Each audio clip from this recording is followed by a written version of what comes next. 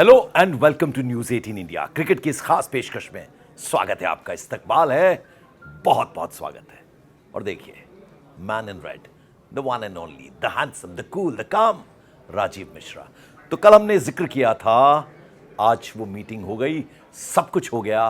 Test team और one day team दोनों ही टीमें तैयार हैं बिल्कुल। और शेड्यूल आपको बता दें, जो टेस्ट मैच है वो होगा मुल्लापुर, जो न्यू चंडीगढ़ का स्टेडियम है।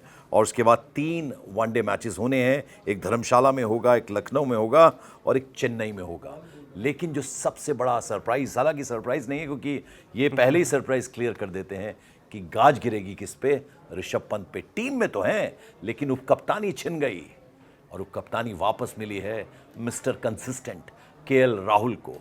और वनडे की बात बाद में करेंगे, लेकिन ये सरप्राइज आपने तो पहले ही इसे क्लियर कर दिया था। देखिए पंकज भाई, वो कहते ना अंडरस्टूड था, जो पिछले 1-1.5 साल से हम सब देख रहे थे इंटरनेशनल क्रिकेट में, खासतौर से ऋषभ पंत का जिस तरह से ग्राफ गिरा था। हालांकि टेस्ट क्रिकेट में अभी भी वो one of the best batsman के तौर पे देखे जाते हैं, बट जिस तरह से उनका तीनों फॉर्मेट की अगर बात करें, धीरे धीरे करके वो जो सिलेक्शन के स्कीम ऑफ थिंग से बाहर होते चले गए, उसका ये बड़ा असर है। क्योंकि आप देखें ना, एक समय ऐसा था पंकज भाई, हम और आप आज से अगर 2 साल पहले की बात करें तो हम लोग कहते थे ऑल फॉर्मेट कोई खिलाड़ी नज़र आ रहा है तो 3 ही थे। ऋषभ पंत में नंबर 1 पे थे, शुभमन गिल 2 पे और यशस्वी जायसवाल 3 पे जी। आज हालत ये है कि यशस्वी जायसवाल ओडीआई टीम से बाहर हो गए हैं, T20 में है नहीं, सिर्फ वो टेस्ट मैच खेलते हैं। अब ऋषभ पंत के साथ क्या है, ये सारी ये भी खाली टेस्ट मैच के प्लेयर रह गए। T20 और ओडीआई से उनको बाहर कर दिया गया। हाँ। तो ये बहुत बड़ा मतलब एक तरह से कहा जाए संकेत माना जा सकता है ऋषभ पंत के लिए कि एक बड़ा सा क्वेश्चन मार्क अब उनके करियर पे लग गया है।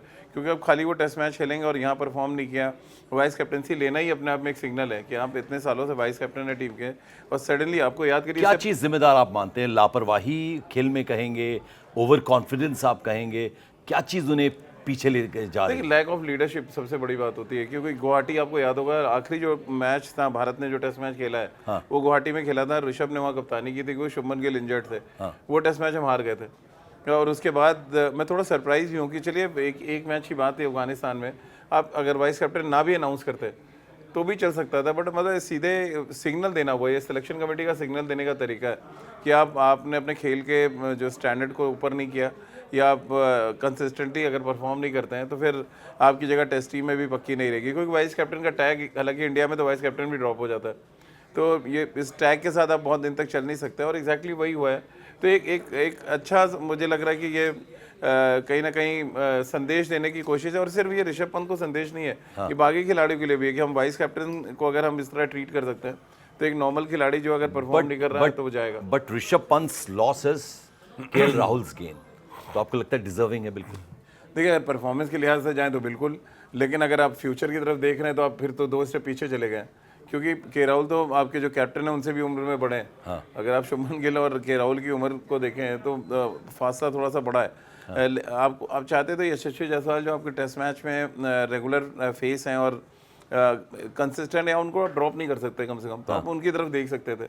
लेकिन अब के राहुल ने, क्योंकि पिछले 2 सालों में पंकज भाई टॉप 3 बैट्समैन अगर देखें टेस्ट क्रिकेट में जिन्होंने कंसिस्टेंटली परफॉर्म किया, तो उसमें शुभमन गिल नंबर 1 पे हैं, रवींद्र जडेजा 2 पे और शायद के राहुल नंबर 3 पे। तो ये उनका जो कंसिस्टेंट रहे, और आपने बिल्कुल ठीक नाम दिया था कि मिस्टर कंसिस्टेंट है और उसका उनको फायदा मिला है, तो ये एक रिवॉर्ड के तौर पे आप देख सकते हैं। बिल्कुल। देखिए, मैं टीम पे अगर नजर डालूं तो शुभमन गिल कप्तान, इसमें कोई डाउट था नहीं। केएल राहुल, आपने ये भी क्लियर किया था कि ऋषभ पंत बाहर हो सकते हैं, और बाकी जो खिलाड़ी हैं, देखिए राजीव, और हमने जब ये डिस्कशन किया था तो राजीव ने कुछ नाम बताए थे, उनमें यशस्वी जायसवाल, साई सुदर्शन और देवदत्त पट्टिकल, और साथ ही साथ नीतीश कुमार रेड्डी, ये चारों नाम उसमें आ गए हैं।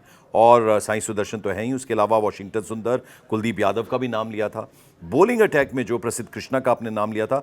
कुछ नाम जो हैं जो हमने चर्चा नहीं की, वो मानव सुथार, गुरनूर बरार, हर्ष दुबे के बारे में हमने कहा था, हर्ष दुबे के बारे में किया था, बहुत इंपॉर्टेंट, और ध्रुव जुरेल तो है, ध्रुव जुरेल है ये। देखिए, इसमें एक नाम जो है सरप्राइज कर रहा है वो है, टेस्ट टीम की बात आप क्योंकि कर रहे हैं पहले, गुरनूर बरार का। अब उनके बारे में जो क्रिकेट जगत के लोग हैं, जो एक्सपर्ट्स हैं, उन सबका ये कहना है कि उनके पास स्पीड है, रॉ स्पीड है, और 145 प्लस वो डालते हैं और लेफ्ट आर्म सीमर है, तो उसका एक फायदा है। और दूसरा मुझे लग रहा है कि अर्शदीप का जो ग्राफ गिरा है पिछले कुछ दिनों में, तो एक लेफ्ट आर्म सीमर उन्होंने लगा दिया, साथ में एक प्रेशर क्रिएट किया है अर्शदीप के ऊपर कि भैया अगर आपने ठीक नहीं डाला तो हम एक आदमी लेकर टीम में साथ चल रहे हैं। तो ये मे बी गुरनूर बरार जो टीम में है वो एक बड़ा रीज़न मैं देख रहा हूँ उनका। आकिब नबी होने चाहिए थे टीम में, मैं होता सिलेक्शन कमेटी में तो शायद मैं सिराज को रेस्ट देता और आकिब नबी को लाता। पंकज भाई 2 मैचों में 2 सीजन में रणजी ट्रॉफी के 104 विकेट है, पिछले सीजन में 60 विकेट है, which is a तो मतलब huge और मतलब ऐसे गेंदबाज को इग्नोर आप भाई सौरभ जो आपके देश के सबसे बड़े कप्तान है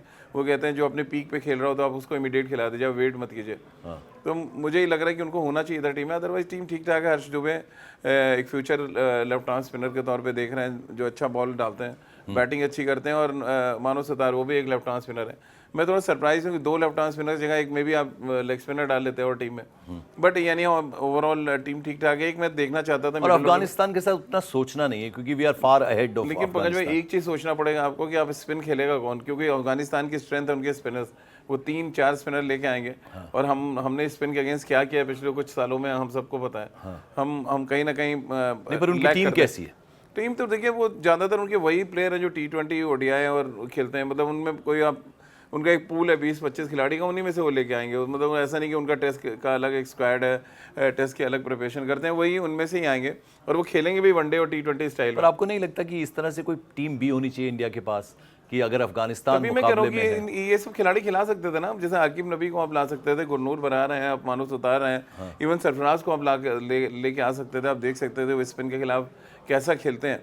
बट एनी हाउ क्योंकि ये टेस्ट मैच है और टेस्ट मैच देखिए स्पेशलिस्ट जॉब है और मैं हमेशा टेस्ट क्रिकेट का बड़ा फैन रहा हूँ, तो ये टीम ठीक ठाक है। बस मेरा एक ही कंसर्न था कि आप आकिब नबी को अगर ले आते टीम में तो शायद बेहतर होता। और जब ये आवाज़ लगाते हैं यहाँ से राजीव मिश्रा तो वो कुछ होता है चमत्कार, तो आने वाले वक्त में हम देखें शायद कि उनकी जगह बने। अब ज़रा करते हैं वनडे की बात। और वनडे में देखिए 2 लोगों का हमने चर्चा की थी और दोनों को ही रेस्ट दे दिया गया है, एक है रविंद्र जडेजा और एक है जसप्रीत बुमराह।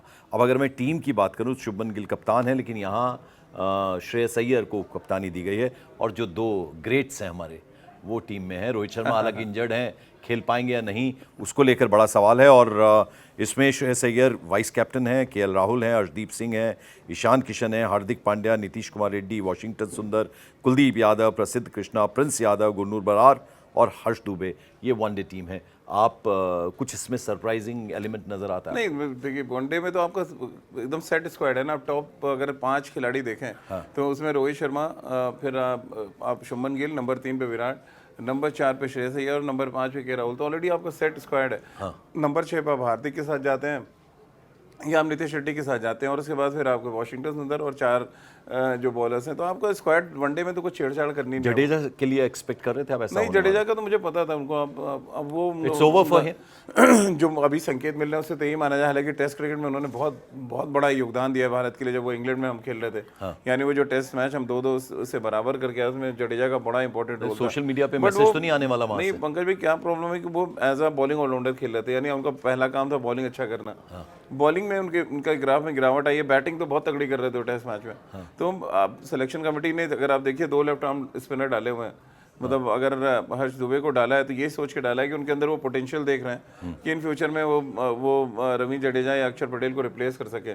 तो ये इसीलिए करा गया है और एक तरह से कहा जाए एक स्टेप अहेड लेने की बात है सिलेक्शन कमेटी की तरफ से कि बहुत ज़्यादा बड़े नामों पे नहीं किया। और उनको एक चीज़ जो आपने भी कहा कि अफगानिस्तान इतनी बड़ी टीम नहीं है कि आप उनके बारे में बहुत ज़्यादा सोचें या कुछ करें। हालांकि ODI क्रिकेट में वो आपको सरप्राइज़ कर सकते हैं। और आपको याद होगा 2024 में किस तरह बड़ी टीमों को मारा है उन्होंने इंडियन पिचेस पे, कि उनके पास वो स्पिनर देखिए क्वालिटी स्पिनर है, इसमें तो कोई डाउट ही नहीं है कि उनके स्पिनर आपको तंग करेंगे आगे।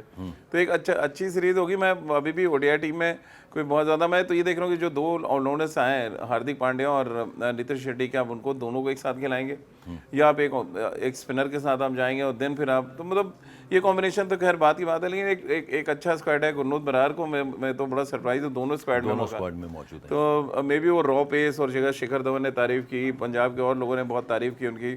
हालांकि बहुत ज़्यादा मैचेस नहीं खेले। हर्ष दुबे भी दोनों जगह एंट्री है। हाँ, हर्ष दुबे ने भी, वो तो हम लोग बात ही कर रहे थे कि इंडिया में बहुत अच्छा करके आए, डोमेस्टिक क्रिकेट में बहुत विकेटें ली उन्होंने और बैटिंग बहुत अच्छी करते हैं। बिल्कुल। और मेरे बहुत फेवरेट हैं जिनको कि मैं अभी IPL में देख रहा हूँ, वो है ईशान किशन। और वो उनका जो रोल है वो बहुत अच्छे से अदा करते हैं। उम्मीद करते हैं कि इधर भी बहुत अच्छा करेंगे बहुत। और पंकज भाई, उनकी मेहनत का इनाम मिला है। अगर आप आज से 2 साल पहले ईशान किशन के बारे में बात करते तो शायद कोई सबने डिस्कार्ड कर दिया था कि उनका करियर खत्म हो गया, लेकिन वो सैयद मुश्ताक अली में उन्होंने सेंचुरी मारी, कप्तानी कराई और टूर्नामेंट जिताया झारखंड को। और उसके बाद से उन्होंने पीछे मुड़ के नहीं देखा। आप देखिए वर्ल्ड कप के चाहे मैचेस हों या इवन आईपीएल में जिस तरह की बैटिंग वो कर रहे हैं, इवन चेन्नई के खिलाफ एक ऐसे ट्रैक पे उन्होंने रन बनाए जहाँ पे बहुत मुश्किल था बैटिंग करना। तो ये उनकी अच्छी बैटिंग और कंसिस्टेंट होने का इनाम मिला है। और अगर आप देखें क्या लड़ाई थी कीपर्स में, ऋषभ पंत को रिप्लेस किया उन्होंने टीम में। फिर आप देखें तो उसी टीम में ध्रुव जुरेल हुआ करते थे और संजू सैमसन, जो बहुत ज़्यादा मुझे लग रहा है उन पर चर्चा हुई होगी सिलेक्शन कमेटी मीटिंग में कि यार हम संजू को कैसे ड्रॉप करके शान को लें। बट वो कहते हैं ना, वो हर नंबर्स पे बैटिंग कर सकते हैं। ईशान किशन में भी एक ये बड़ा रीज़न है कि उनको रखा गया स्क्वाड में। बिल्कुल। और देखिए, हम बार बार आपसे रिक्वेस्ट करते हैं कि जो हम चर्चा करते हैं ना, उसमें आपसे एक प्रश्न पूछते हैं और आपकी जिम्मेदारी बनती है, क्योंकि इतना प्यार, आपका भरपूर प्यार मिलता है, तो आप कमेंट्स बढ़ चढ़ कर किया कीजिए। आज का क्या सवाल हमें पूछना चाहिए? देखिए, आज तो यही है कि आकिब नबी को क्या टेस्ट टीम में जगह दी जानी चाहिए थी, और अगर आपको लग रहा है नहीं दी गई है जगह, तो वो कितना सही है और कितना गलत है। बिल्कुल। तो ये सवाल का जवाब ज़रूर दीजिएगा। हमें आपके सवालों के जवाब का इंतज़ार रहता है, कमेंट्स का इंतज़ार रहता है। बढ़ चढ़ कर इसमें हिस्सा लीजिए और लाइक कीजिए, सब्सक्राइब कीजिए। न्यूज़ 18 इंडिया पर क्रिकेट का ये जो विशेष खास शो हम करते हैं, स्पेशल शो करते हैं पंकज और राजीव, उसको लाइक कीजिए, सब्सक्राइब कीजिए। तब तक के लिए थैंक यू सो मच।